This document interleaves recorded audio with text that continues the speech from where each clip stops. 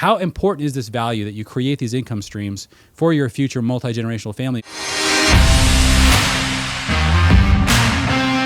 What's up, guys? Welcome to 5 Minute Fatherhood. We want to talk to you a little bit about the topic of house hacking, and we want to give you 5 ways to think about how to turn your house into an asset.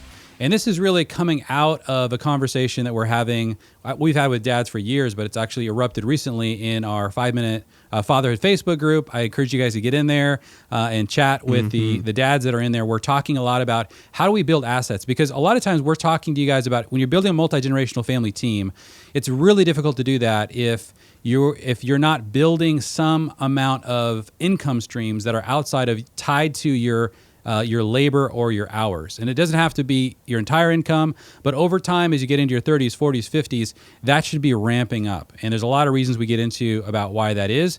But a lot of times people get stuck and guys are like, I'm out. I don't have any more time. There's no way for me to do this. And what they don't oftentimes realize is that basically what I've done, what Jeff has done, what a lot of dads have did, and I was actually surprised by how many dads in the Facebook group jumped on this and said, oh yeah, we do this too, that you take any asset that you have, anything that you're currently owning, and figure out a way, how can you make income from it?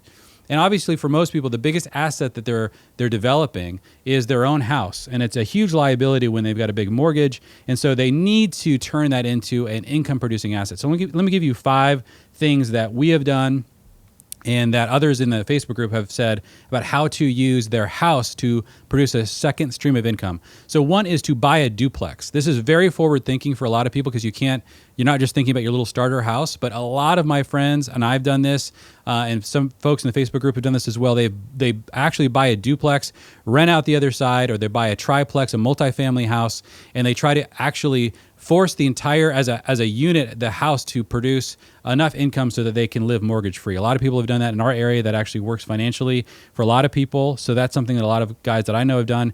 Turning your house into an Airbnb or a VRBO, where you're renting out your house to vacationers who are in your area. We've done this with multiple houses that we've had in the past. We had a house out in the country that we got up to, I think, $700 a night for rental. So we would rent it out sometimes for like awesome. 2 months during the summer. We'd go on an RV trip, come back, and our mortgage would be paid for the year.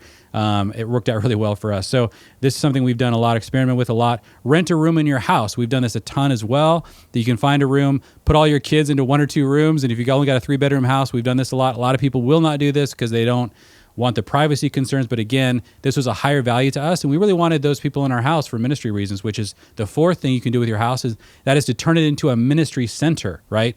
So, you can work on creating a lot of churches or ministries will give you a housing allowance if you turn your house more into a center for ministry. And so that's another way to sometimes create an income stream. And then the 5th way is care for an elderly member of your family in the house. And so we had elderly members of our families in different like nursing homes and places that were costing $2,000-$3,000 a month. And so different people in our family have done this. We've done this. And so these are just 5 ideas that you could use to try to turn your house into something of an asset. A lot of people, they put a box around their house and say that's absolutely off limits. But again, this is really it comes down to like how important is this value that you create these income streams for your future multi-generational family? When some guys really get a hold of this, they actually begin to realize that starts to flip. And the reasons why they're saying, hey, I need my house to be my castle and I can't let it be used for anything else, other values start to trump that. And that's happened to us, and it's really been a blessing to us. But how have you guys tried to figure this out, Jeff?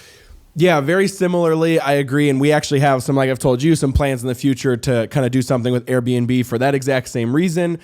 2, I would say is, I would say the biggest one we've done in here is we've had probably 4 or 5 or 6 people live with us over 7 years of marriage. And a handful of those had them pay rent. One little thing we do, like you said, is we don't do it purely to make money. We actually did it for ministry purposes or just to have them in the home or just, Alyssa kind of discipling someone or whatever that is.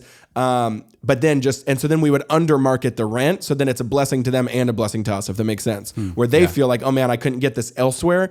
And then we feel like, oh, well, this is awesome. It's just helping us pay the mortgage or something like that. And so that's always kind of a fun way that we like to see it, as kind of like ministry asset producing incomes, Yeah.